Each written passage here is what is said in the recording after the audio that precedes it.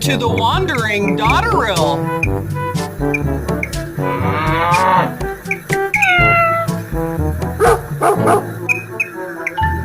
Ready, go! Testing. 1, 2. This is not a dream.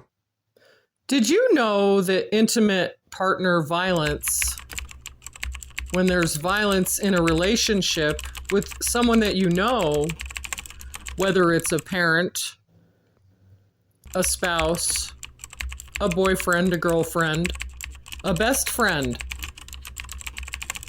that when there's a firearm present, the statistics are that raises the situation by 500%. This is not a new statistic. And that closer to 90%, when a person leaves a toxic, violent relationship, they're more likely to lose their life with some type of violence, including guns.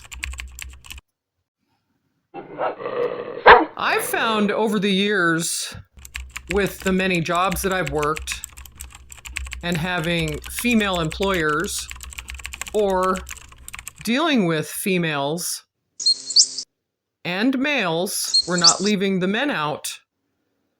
What I'm saying is that there's a disproportionate awareness to toxic cycles, that people rarely believe someone that has been in a toxic situation.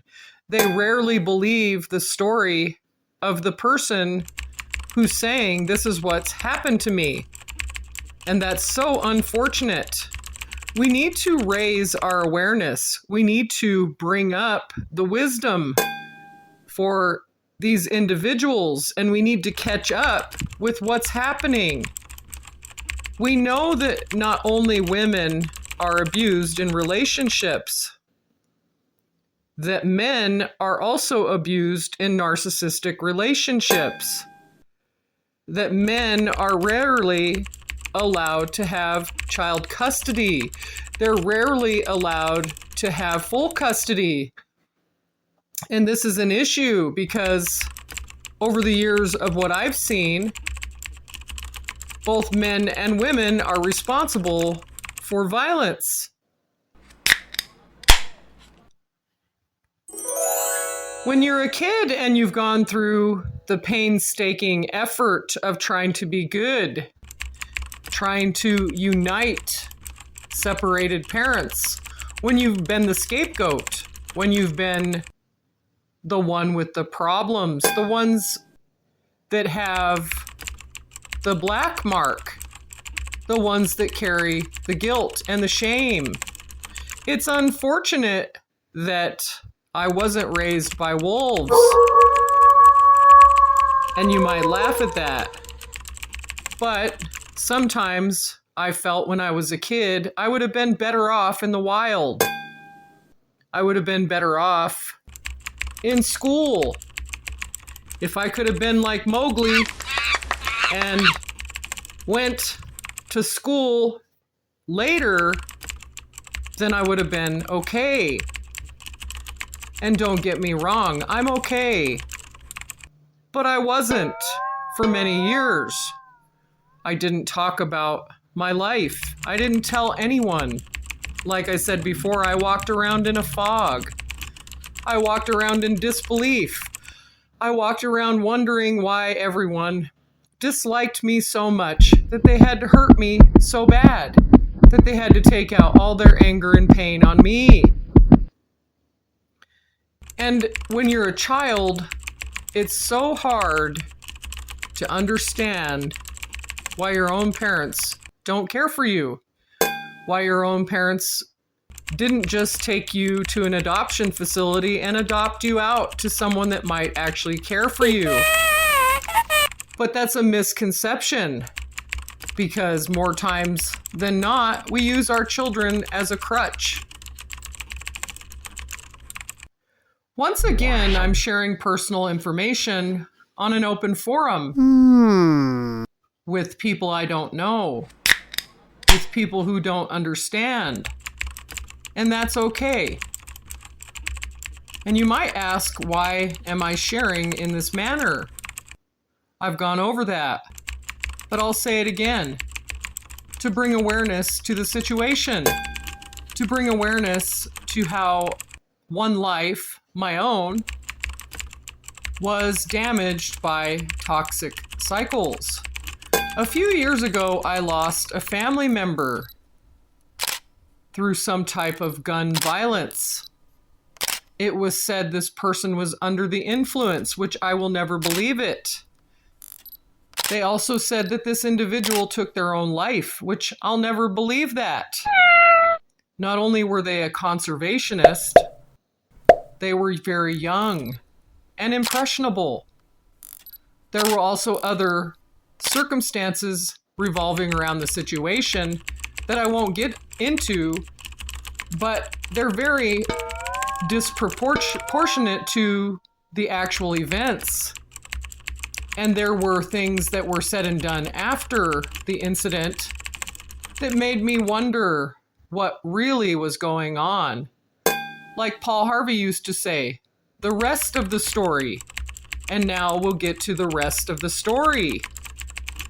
But the situation with that was that it scared me so much, it shook me so much to my core that this could have happened to such a beautiful person. And we will hope for justice. We will hope for something to happen in the airwaves, for something to change for this type of situation.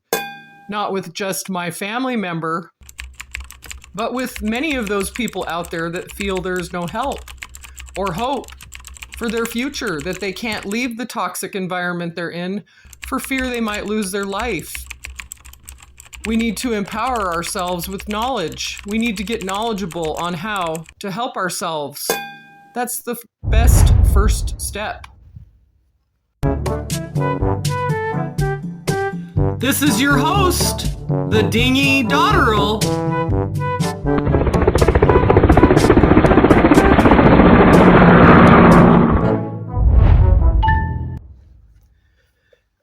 If I'm to speak for anyone and bring awareness to any type of toxic cycle, it would have to start in my own family. Many years ago, before I was born, there was an incident that included one of my family members who was found on the side of the road. Uh-oh. Very young, a teenager. And it was publicized. There were court cases. And my family might think, she knows nothing about this. Why would she ever speak on an issue that she knows nothing about? But I do.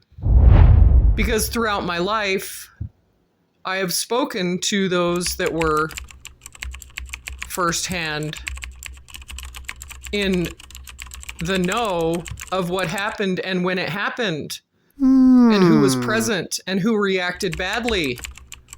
And these are all things that journalists do. Actual journalists that take down the information and they investigate the issue. And what I'm finding is a lack of awareness. What I'm finding is a lack of compassion and a lack of follow-up and a lack of thoroughly investigating the situation to bring it all to light. And that's why there's so many cold cases out there that never get investigated. They go cold because people are afraid to bring up the truth. And people are afraid to contact the proper authorities and speak their truth for fear they'll get involved in something that might be underhanded or illegal. But again, on the contrary, if you know something, you should say something. If it's wrong and you see it, you should say something. You should bring it to someone's attention because you might save a life. The other thing I've seen, being a first-hand person that's been through toxic cycles is lack of accountability. When a person reaches out to an agency, there's usually a lack of confidence because of that one trait that most of these individuals taking information have, and that's being desensitized, meaning someone that's been in a position to take a lot of case files or hear a lot of information, they get burnt out. Many people in caregiving situations in the social science area, such as social workers or school counselors, pastors, preachers, and teachers, there's a high level of suicidal ideation, a lot of burnout. A lot of people end up in the same position as their victims, being withdrawn and feeling intimidated by the cycle, intimidated by the information, intimidated by the violence. But we still need to lift those up that are struggling. Take, for instance, when my stepfather became out of control because he was also a heavy drinker, but he was very big. He was about 6'4.5", almost 6'5". What? And his son came to visit. And his son was bigger than him. And my mom, being 5'7", 5'8", was small in comparison. But I had witnessed her purse on the kitchen counter, and my stepfather's son, that was only there to visit, started rifling through my mother's purse. Uh-oh. And he looked at me and said, "Just be quiet. You don't know anything." And when my mom came in the house, I said, "So-and-so got into your personal stuff." And I already knew she was going to be mad and blame me. And I said, "No." I said, "I saw the person get into your stuff, and they told me to be quiet, to shut up, that I didn't know what I was talking about." And as soon as my stepfather came home, he became unglued because my mom had confronted his son. And so my stepfather grabbed my mother, threw her down, and as she was coming down, she landed on top of me, and he started punching her in the back and in the kidneys and in the sides. And all she could do was guard me from being punched because he was just coming at us. He was just a really big man, and you didn't want to get in the way of his freight train self. He was huge. And so the accountability landed on me. My mom landed on top of me. He's punching her. I was able to wiggle my way out and run out the front door with her screaming, "Call the cops. Go get the cops." And as I ran outside, I started screaming, "Call the cops. Get the cops." And this was a small town. And of course, it looked very comical because I'm outside screaming, "Get the cops." But someone heard me and they did call the authorities. And when the authorities came, they said, "Did he punch you? Did he touch you?" And I said, "No, he punched my mom." And as soon as I said that, my mother stepped out the door and said, "Don't you dare. He did no such thing." And turned me into the liar. And turned me into the one that had caused the problem. And I had nothing to do with any of it, except for telling the truth. The truth of the matter is, when tragedy strikes and someone loses their life, or when someone is cornered to deal with toxic cycles, they usually shut down. There's usually a time, like a fog time, not a resting time, it's a shock and trauma time. It's a post-traumatic stress response, fight or flight. You're not fighting and you're not flighting, you're not running, you're in shock. And so the shock of the situation sets in, and sometimes it dumbs people down so far that they can't even deal with the situation. Take, for instance, I had a friend, and her mother was in a very toxic relationship, and she kept taking the man back. And like I've told you before, the statistics of re-abuse are higher every time one takes back a violent partner, especially when there's aggression and violence and physical violence. The statistics are higher every single time you allow that person back into your circle, especially if you're intimate with the person, if you're in an intimate relationship with them, such as a family member, a friend, a sexual partner, someone that you know. Those are considered intimate partners because you know them. It's usually someone you know that hurts you. And so what I've found and what I've seen along the way is that these people that take back the violent partner end up in a worse situation than they did before. And my friend, her mother, took back the man that had abused her, and he was also an addict. And this time, he unalived her, and she was not conscious, she was not alive. And when the authorities came, they said it was the most scary situation that they had ever seen. They had never seen anything like it.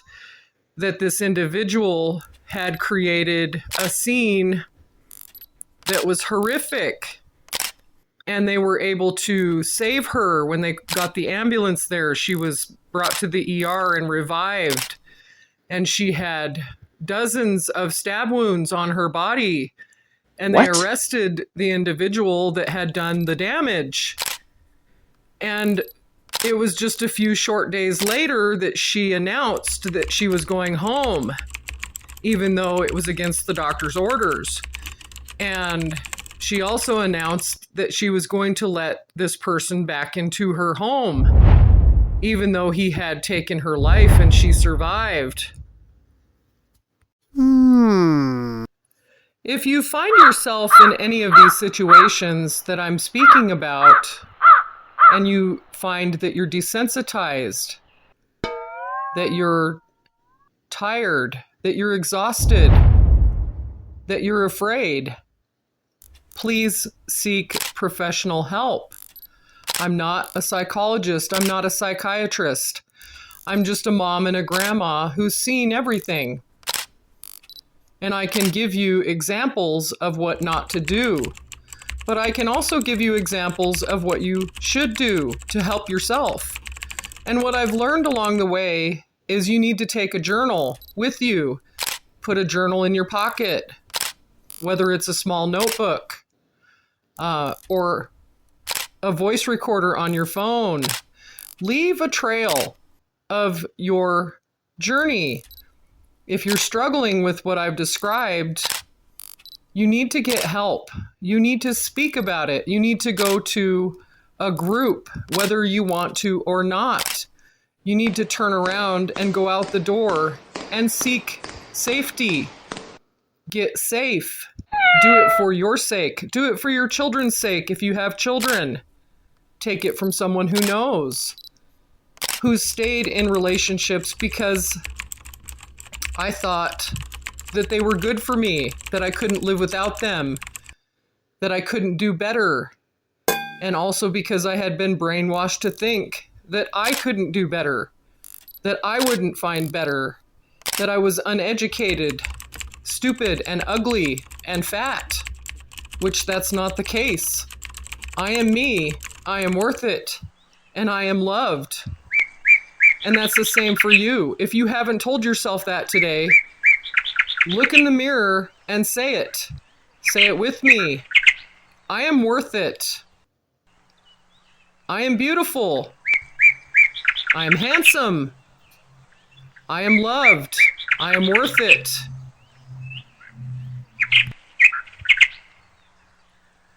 I dare say if you found this content intriguing, if you enjoy what you're hearing, please share. If there's someone out there that you can share this with that will help them, please do so. And once again, thank you, Spotify.